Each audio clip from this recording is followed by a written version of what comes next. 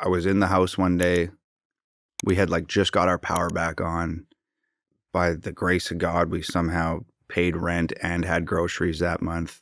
I smoked cigarettes at the time, and didn't have any money for cigarettes, and I had like half a cigarette left in this pack.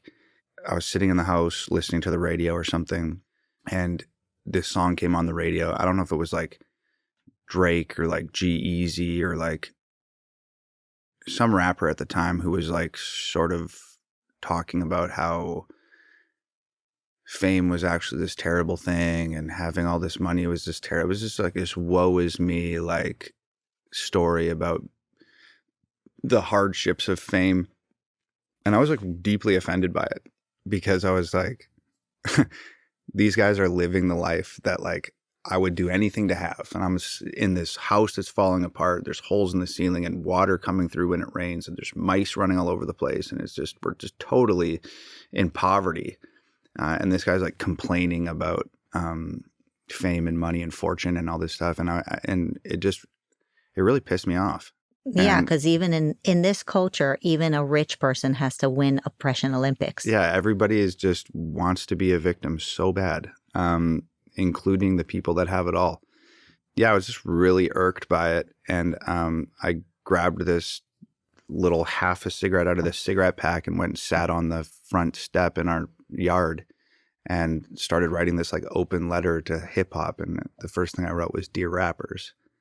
And then I honestly like don't know what happened. It was literally like God just like spoke through me that day. Like I don't remember stopping to think what rhymes with this or pausing to sort of formulate what the next line was going to be.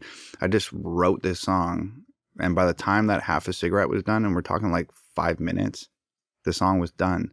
And I sat there and looked at my phone and I literally was like, oh my God, I just did it. And then I ran in the house and Nova was on her computer or something. And I said to her, I just wrote the song that's going to change our lives. Grab the camera, like, let's shoot a video. And she's like, don't you need to like record the song? And I was like, I'm going to record it right now. Like while I'm recording it, just like pull down the backdrop. We had this little $20 light from Amazon that she put a little piece of red plastic over. So it was like a red light. And I jumped on my computer, recorded this song in like 10, 15 minutes, and then got up and stood in front of the backdrop, rapped the whole thing.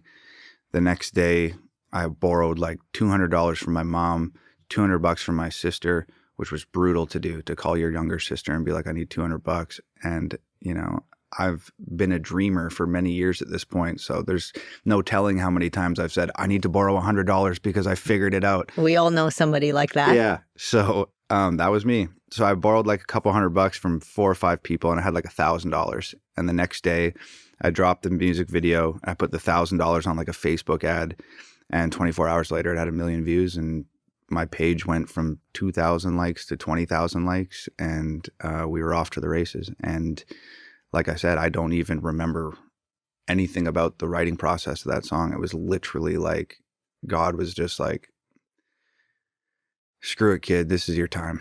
And just like spoke through me, wrote the song, and it literally changed everything. Did you get any hate for this song? Yeah, tons. What name did they throw at you? Well, There's always racist something. was probably like the top comment. Yeah, that's the one right off the shelf. Because there was this thing where like I was writing a letter to hip hop, to rap. I was criticizing the status quo like of the genre as a whole. And everybody was saying like, oh, he's hating on black rappers and he's criticizing black rappers and he's criticizing this culture that he didn't create, but he's using the culture to criticize it and da-da-da-da-da.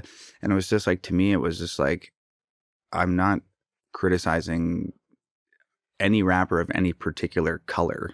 I'm just criticizing the message and the narrative and as a whole, the genre. And there's lots of rappers out there. There's white rappers and black rappers and Asian rappers and Indian rappers and all types of rappers out there. Yeah. So, and everybody, the common denominator seemed to be at that time, the messages in the music. So that's what I was speaking to. Hmm. So yeah, you know, like I've been called a lot of things. Do you care what people think about you? No.